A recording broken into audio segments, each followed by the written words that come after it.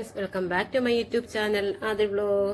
അപ്പോൾ നമ്മൾ കുറേ നാളായി വീഡിയോസും കാര്യങ്ങളൊക്കെ ഇട്ടിട്ട്, അപ്പോൾ ഇന്ന് ചുമ്മാ അതൊന്ന് എടുക്കണോ വീഡിയോ പിടിക്കണം എന്നുള്ള ഒരു ഇതിലൊന്നുമല്ല നമ്മളിരുന്നത്. അപ്പം ഞങ്ങൾക്ക് ആലപ്പുഴയിലേക്ക് പോകേണ്ട ഒരു കാര്യം ഉണ്ടായിരുന്നു. അപ്പോൾ അങ്ങനെ പോയപ്പം എൻ്റെ കരിക്ക് കുടിക്കാമെന്ന് പറഞ്ഞ് ചെന്ന് നമ്മൾ ബീച്ചിനടുത്തേക്കാണ് എത്തിപ്പെട്ടത്.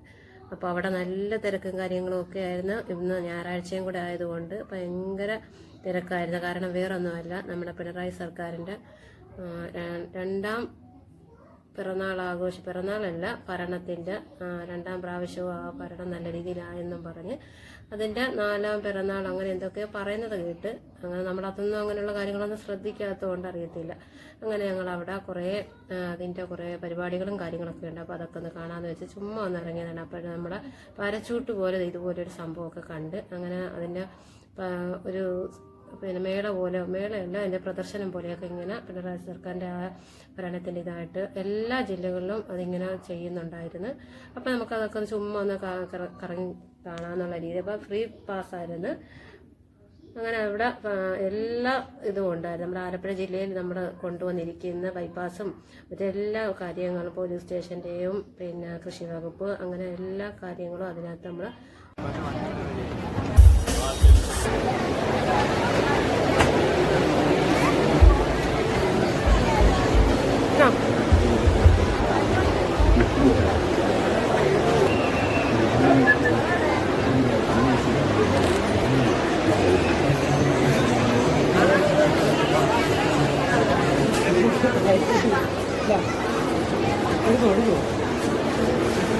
പിടിക്കടാ.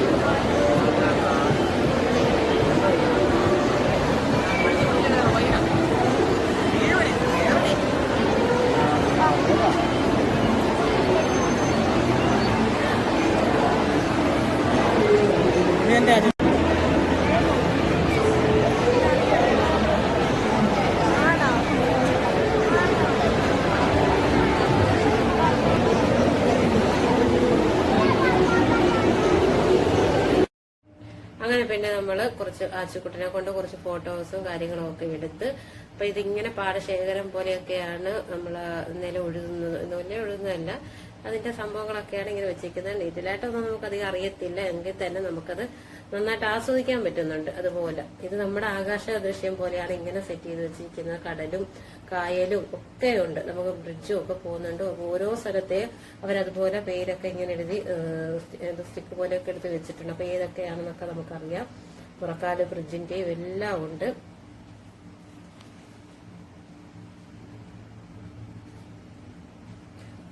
ഒന്നും വിട്ടുപോകാതെ തന്നെയാണ് അവരെല്ലാം ചെയ്തിരിക്കുന്നത്. പക്ഷെ നമുക്ക് അധികം നേരം നിന്നാൽ നമുക്ക് നോക്കാനോ ഒന്നും പറ്റത്തില്ല.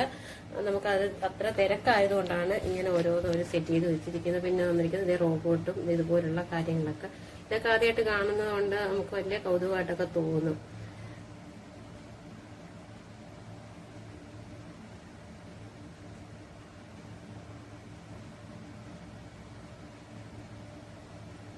ഇത് കുഞ്ഞുങ്ങൾക്ക് കളിക്കാൻ പറ്റിയ സ്ഥലങ്ങളും ഒക്കെ ഉണ്ട്, എല്ലാ സെക്ഷനും. അതായത് ഇതുപോലെ തന്നെ അവര് ചിട്ടപ്പെടുത്തി എല്ലാം റെഡിയാക്കി വെച്ചിരിക്കുകയാണ്. അപ്പൊ ഓരോ കൗണ്ടറിലും ഓരോ ആൾക്കാർ അതിനെപ്പറ്റി പറഞ്ഞു തരാനും ഒക്കെ ഉണ്ട്. പക്ഷെ ആരും അധികം നിന്ന് സംസാരിക്കുകയോ ചോദിക്കുകയോ ഒന്നും ചെയ്യുന്നില്ല. എന്ന് വെച്ചാൽ എല്ലാവരും ജസ്റ്റ് ഒന്ന് കണ്ടെന്ന് പോകുന്നു, അത്ര തന്നെ ഉള്ളു.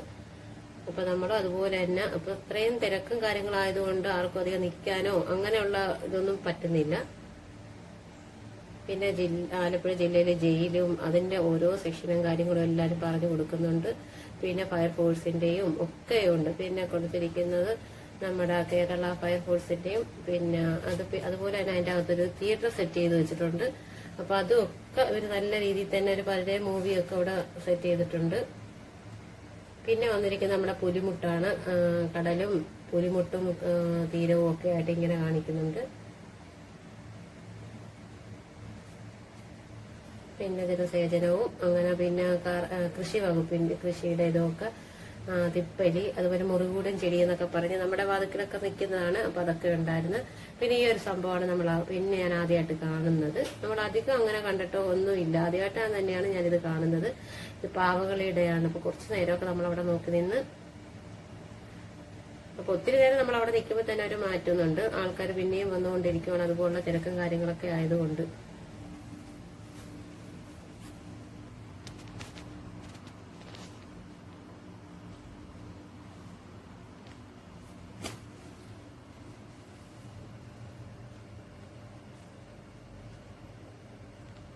പിന്നെ നമ്മൾ പണ്ട് വസ്ത്രങ്ങളൊക്കെ തുന്നിക്കൊണ്ടിരുന്ന സംഭവവും കാര്യങ്ങളും എല്ലാം ഉണ്ടായിരുന്നു.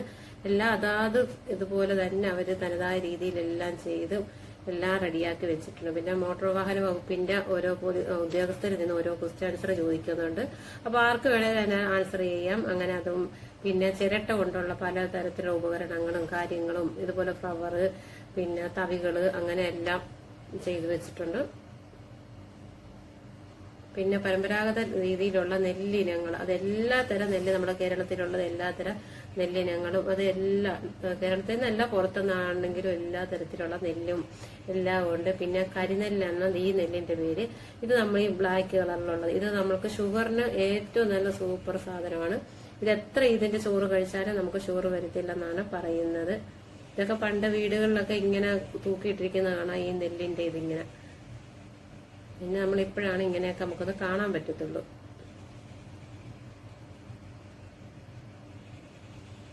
അതുപോലെ തന്നെ പലതരത്തിലുള്ള അരിയും, അത് പയറുവർഗ്ഗങ്ങള്, വിത്തുകള്, അങ്ങനെ എല്ലാ നാടൻ വസ്തുക്കളും, എല്ലാ നാട്ടിൽ വരുന്നത് എല്ലാ സംഭവങ്ങളും ഉണ്ടായിരുന്നു. പിന്നെ അതുപോലെ തന്നെ ഉപ്പിലിട്ട് അതെല്ലാം നമ്മളിവിടെ ആലപ്പുഴ ബീച്ചിൽ പോയാലും എല്ലാം കാണുന്ന തരത്തിലുള്ളതും, പിന്നെ ഉണക്കമീന്, അങ്ങനെ എല്ലാം അതിന്റെ ഇതോടെ ഉണ്ടായിരുന്നു. പിന്നെ ഫുഡ് കോർട്ട് ഉണ്ടായിരുന്നു. അതിന്ന് പിന്നെ നമ്മൾ അധികമൊന്നും കണ്ടില്ലെന്ന് പറഞ്ഞാൽ നമുക്ക് അതുപോലെ തിരക്കായിരുന്നു, അങ്ങോട്ട് കയറാൻ പോലും പറ്റുന്നില്ലായിരുന്നു. അപ്പൊ നമ്മൾ ആദ്യം വെട്ടമുള്ളപ്പോൾ പോയതാണ്. ഇപ്പൊ നമ്മൾ ഇറങ്ങി വന്നപ്പോഴത്തേക്ക് ഏതാണ്ട് 8 മണിയൊക്കെ അടുത്തായി. അപ്പോഴത്തേക്ക് അച്ചുകൂട്ടന് വിശപ്പൊക്കെ ആയി. അങ്ങനെ ഞങ്ങൾ വെളിയിലോട്ട് വന്നപ്പോഴത്തേക്ക് നമ്മുടെ നജീം അർഷാദ് ഐഡിയൽ സ്റ്റാർ സിംഗറിന്റെ മുമ്പത്തെ ആദ്യത്തെ സിംഗറാണ് നമ്മുടെ നജീബ് അർഷാദിന്റെ ഗാനമേളയും കാര്യങ്ങളും ഒക്കെ ഉണ്ടായിരുന്നു. അപ്പൊ അതൊക്കെ കുറെ നേരം നിന്ന് നമ്മൾ നോക്കി. പിന്നെ നമ്മൾ നേരെ അങ്ങ് വീട്ടിലേക്ക് പോകാന്ന് വെച്ച് ഇറങ്ങുവാണ്. അപ്പൊ ഒത്തിരി നേരം ഇനി നിൽക്കുവാണ്, ഇനിയും നമ്മൾ വൈകും.